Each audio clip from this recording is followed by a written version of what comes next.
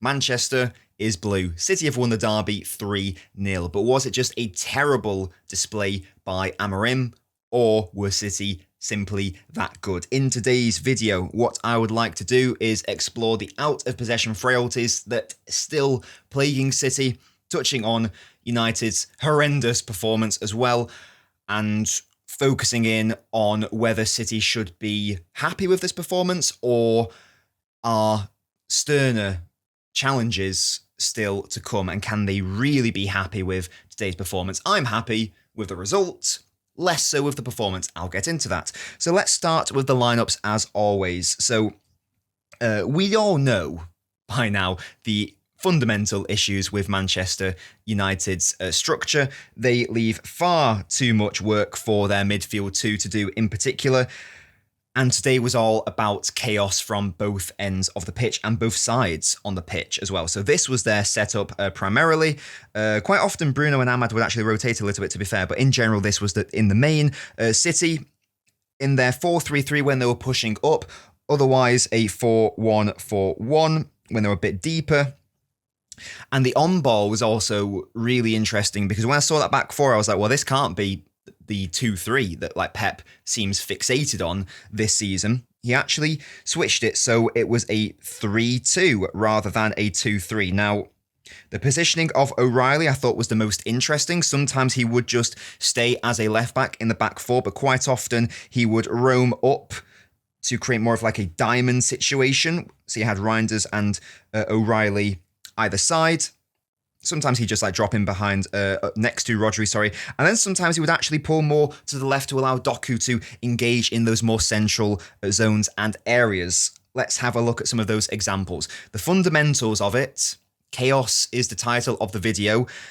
And it's all about numbers as well and numerical superiority. You don't need to know anything about football to know that if you have more players in the midfield than your opponent, you're probably going to have a better time controlling that midfield. And touching back on like this midfield two, if I get my square, this midfield two, they were constantly left isolated and outnumbered in that midfield, thanks to their fantastic manager. So here is that diamond on display. As I say, Rodri at the base, O'Reilly, Reinders either side, Foden at the tip. Again, it wasn't always like this. O'Reilly's positioning was quite fluid. This is just one example, though. So if you take a look at this, if you got, all of City's four midfielders there, this is what I meant earlier when I said sometimes Bruno and Ahmad would rotate. So technically your midfield two there, I suppose, is Ahmad and Ugarte. Funnily enough, guys, if it's 4v2, there's only going to be one winner in that instance. Just want to touch on one thing before we go to the goal. Foden's off-ball positioning was as a left central midfielder, picking up the ball quite deep, high touches. That's what we want to see from Foden, dictating the tempo, controlling the midfield as we know he can do. A lot of people's fear has been, whenever I've suggested, let's just play Foden left of centre, I think that's his best position. Many people have gone, but if you do that, are you going to take away from his goal threat? I think this illustrates perfectly that that is not going to be the case at all, because box crashing is a thing, whether it was Gundogan or Frank Lampard, the best proponent of that. Foden ultimately scores the goal from this point, so it's not necessarily a concern for me. Just wanted to bring that up briefly. Foden doesn't actually have any options here, so he just like hits a switch. Bernardo here has now dragged out Dorgu. Look at this picture. Look at this still and tell me what is wrong. I mean, there's a lot wrong. So, interestingly enough, Doku, starting from the left, but has now drifted not just to the left half space, but actually to the right half space. Okay, very interesting. So that's our technical left winger. Someone tell me, what is Mazraoui's function in this picture? What is his purpose here?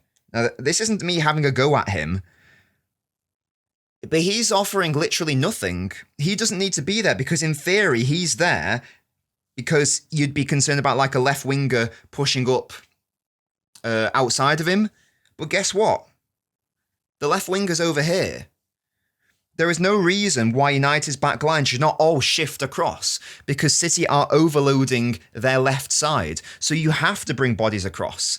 And Boomer's picking up O'Reilly. It's not a problem. It's fine. You can all shift across and make it so there's far less space going on here. As it is, they just don't act. And it's, as we saw before, this time it's with 3 rather than 4. Look at this like little triangle that's happening with Rodri, Foden and Doku just outnumbering United's midfield 2, or indeed 1 in that case. This is wonderful by Doku though. Rodri finds him, Doku does brilliantly. That little shimmy to the right that we love to see from him. And it's a great goal, but I just keep asking the question, like, what was Mazraoui's function in that move? This is a really weird picture, and it's staggering that United still haven't dealt with the fact that all teams have to do is put more bodies in the midfield than you, and they just won't address it. They just won't. It's really odd. So it's a great goal by City. United made it so easy for us, though. And again, there were some fantastic performances from City, and I could have spent the whole video talking about how great Foden was, or, you know, Doku or Haaland, for example. Instead, which I think might be a bit more interesting, hopefully it is, touch on how, yes, City won 3-0, but we don't do results-based analysis on this channel. And whilst chaos just helped City in respect of United's midfield was massively chaotic, there are a lot of moments that concerned me from a chaos perspective for City. And I'm not going to go into as much detail with the jumping fullbacks as I did the last one against Brighton, the post-match analysis. If you want a bit more detail, go and watch that video after this one. City are still persisting with the jumping fullbacks. Not inherently a problem, just requires very specific personnel and perfect timing. So Kusanov pushed up here. His job is to get close to Dorgu. So in this system, our fullbacks are tasked with picking up the fullbacks / wingbacks of the opponent. Haaland's pushing the goalkeeper / central centre-back. The wingers are pushing the wide centre-backs. The fullbacks push up to get United's fullbacks / wingers. It works out fine here. Diaz sweeps up. Very risky, because if that does not work, you're in a 3-on-3. Just a little bit risky. I don't know if... I feel like I'm falling more out of love with this setup as the weeks go on, to be honest with you. This is City in their 4-1-4-1, so when it was the 4-3-3, it's a bit further up, 4-1-4-1 a little bit deeper. It's only 1-0, so there's still everything to play for. The game can be won, the game can be lost. Is one ball takes out to my midfield. This is concerning. Now, why was Bruno Fernandes able to do that? Because he's just dropped deep. And in one pass, Mazraoui's just got acres of space to either run into or hit the switch, and ultimately he does hit the switch. Thankfully, it's a terrible ball by Dorgu, who didn't have a particularly good game. Side note, really weird that United are making Dorgu like their main offensive outlet, but hey, that's a separate point entirely. There's a few reasons why this happens and why it's a problem. The first one is that City's press is really passive. It's not particularly intense. Now, that's not a fault of the players. That's not a failing of Foden or Haaland or Reinders or whoever. That's clearly an instruction. We've seen it consistently. We know that these players can press intently if they so desire, but they aren't. It's an instruction. Now, what has to happen here, or what would normally happen here, is that Mazraoui wouldn't be available because O'Reilly would push up onto him, jumping fullback. However, it's the positioning of Mbeumo. So before, with United's first goal, which I didn't actually discuss, I probably should have done, that's bad by me. The positioning of Reinders is very useful for City. This is something that lots of United analysts have correctly pointed out. It's really easy to pin back United's back five if you just position one of your forwards or midfielders onto one of their centre-backs. This means that Shaw can't push up onto Doku, because if he does, then he's leaving Reinders, and Dorgu can't deal with him because he's dealing with Bernardo. So Shaw's sort of stuck. Because United haven't really moved across, that's why Doku's just in acres of space. The same can be said of this situation. O'Reilly can't push up onto Mazraoui because of Mbeumo, because if he does, I know he's not in the picture here, but if you pretend that Nico O'Reilly's now here, right tight onto Mazraoui, then who on earth is picking up Mbeumo? The answer is no one. So he can't do that, obviously. So he's got to stay because of Mbeumo's positioning. So as Reinders was pinning Shaw earlier, Mbeumo is actually pinning our fullback as well. That now means that Mazraoui has so much space to access the ball, to receive the ball, and to now hit the switch, and that's exactly what he does. Once again, thankfully, United were bad in the game, like worse than Wolves bad. These are the levels, so City weren't punished. It's just something to bear in mind for better opposition. Brighton exploited us, for example. Another instance where Nico O'Reilly can't do anything about Mazraoui. He can't push up onto him because of Mbeumo once again. The switch is hit. United get into a relatively dangerous position. Thankfully, again, it falls to Dorgu, who is not particularly good going forward, and Kusanov had a good game against him as well. But yeah, Dorgu is not exactly Eze, is he? Eze is he? So it wasn't too much of a problem for City. Now, I think that ultimately this can improve. The individuals can get better. Foden should not be completing more defensive actions than Rodri and Reinders realistically. I don't know if that's what I should be seeing from my midfield. Rodri and Reinders did have bad games. There is a world where, Rodri gets the rust off, Reinders adapts more so to the Premier League, and City's midfield looks a lot more stable. I still have big question marks about whether this is just like a fundamentally broken way of playing. With the 4-1-4-1, I really think that City should probably revert to more of a 4-3-3 to actually have a more compact midfield rather than just leaving Rodri isolated as that one, or maybe even going for more of like a double pivot situation with a 2 in there. But a 2 or a 3, I prefer to that 1. I think that we haven't really seen the best version of it yet, and maybe it will improve, but right now I'm a little bit concerned. Something else that concerns me, the second half from City, they only had 30% of the ball. Doesn't matter because they won 3-0. Chill. So you can say, well, that's game state. The reason why they barely had any of the ball is because, United were losing 2-0, 3-0, so of course they were dominating the play and City just dropped back. The problem with that, though, is that, look at the United's possession line even before the second goal goes in. So that trend was already happening even before City got the second goal, even before they killed the game. Atypical of a Pep side to secede control that extensively when the match wasn't even won by that point. I'm not sure I was happy with the approach. Is it just a one-off against United? Is it something that we're going to see going forwards?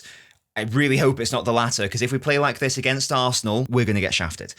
So why was there no control that you would expect from City throughout the match? The answer is basically in the build-up, City weren't particularly good at building out from the back. We've had issues this season. This was another match. It was helpful that Guardiola was there, of course, but it wasn't really enough. And the other thing to bear in mind is United did not press us really intently at all. They did it a couple of times, but they were not really properly onto us until the second goal went in the second half. They weren't properly onto us. Donnarumma here, that should be the ball to just bypass that United front line. Instead, he plays Guardiola into trouble. That then leads to United having the ball, and he does well to put out the fire of his own making. Again, Donnarumma trying to find Doku, leads to the corner. Donnarumma does well, against a problem of his own making. So some of it was self-inflicted in that first half, but in the second half, it was by design, it seemed. Donnarumma stopped taking a few goal kicks, and it was Diaz, and it was Guardiola taking the free kicks instead, and City just hoofed it at 1-0 up as well. Just, that was the approach from the whole second half. Really odd. Now again, City won, so you can say, who cares? I just wonder how much of that is because United were just so poor, as we'll get onto. So here, Kusanov tries to find Bernardo, I think it is. City lose the ball. Guardiola finds O'Reilly. O'Reilly finds a punt. It goes out of play for a throw-in. And this is what I mean by United were so bad. That's a United throw-in, and Bumo immediately kicks it out. And then from there, City score the second goal. And then from there, they ultimately win the game. So it worked. But there's no way that the intent of the game plan was kick it out for a throw-in, wait for United to give us the throw-in back, and then we'll score a great goal with Foden, Doku and Haaland again. The loose balls does concern me. We only won 28% of them. United won far more than us, and indeed they just won more second balls generally. This is a very unusual momentum chart for a side that's just won 3-0, for a City side that's just won 3-0. You'd expect far more momentum for City, as it was even before the second and third goal. United had quite a lot. I just wonder, would a better side have capitalised? And this is ultimately the question, isn't it? City, whether this is the new way of playing, we are always going to hoof it long, or unlikely, or whether it's just something else entirely. The fundamentals are, the build-up isn't going to be as good. The ultimate question then becomes, is that trade-off worth it? And if Donnarumma is producing saves like this on a consistent basis, one could absolutely argue that that trade-off is worth it. Because at 2-0, if that goes in, Massive momentum shift, 2-1. We've seen City capitulate before. There's every world that United and their fans, who were very quiet throughout the match, but if this goes in, their fans are up for it now, they end up drawing or even losing the match. So you've got to give Donnarumma massive credit for that save, because that could have been a potential turning point. After that third goal went in, irrelevant, City win the match, I don't really care how they play. What was interesting was that Haaland pinned himself against Lenny Euro. This is why like most of these, this is like a dual map, by the way. This is why most of the duels are in around City's left side, United's right. Haaland contested 3 against Euro, won at 2 of them. Something to keep an eye on. Maybe that's a new way of like taking those goal kicks. Thankfully, because of that, a lot of the second balls were out wide, which is far less dangerous than the centre. So if we're able to keep the danger away from the centre, I will be a little bit happier. But right now, the jury for me is still out on this off-ball structure from City. I don't think I'm a fan of the 4-1-4-1. I think that there are just too many concerns that I have. I think the City are too easy to exploit and manipulate when they're playing this passive 4-1-4-1. I'd be very surprised if it lasts the whole season and it actually gets us success. I do think that adaptation and change does need to happen in that regard. Hopefully, we play a little bit better against Arsenal. If we do play a long ball game, we're going to lose that game every single time. If we play the second ball game, we're going to lose that game every single time. I don't think we can afford to cede control like that against Arsenal, but we'll see, and time will tell. That was ultimately the Manchester derby. Whilst I'm ecstatic with the result, I could have easily had today's analysis video focusing on the fantastic performance of Foden or Haaland or whoever. I think it's maybe a bit more interesting to offer a more balanced, nuanced perspective. There's still a lot of work to be done for City, and I feel like a better side probably does punish us in the match. We'll see, though, if it improves against Napoli and Arsenal. Thank you guys so much for watching. Apologies if that was a bit too negative for a 3-0 win. I just wanted to offer a bit more of a balanced perspective. Really hope you guys did enjoy the video. If you did, please make sure to leave a like on the video. It is free and it helps support your boy. Go watch my Donnarumma analysis video. I would consider it the best analysis video I have ever done. So please go give it a chance. Go give it a watch. I promise that I'm fair throughout it. I'm sure you'll enjoy it. Thank you guys so much for watching.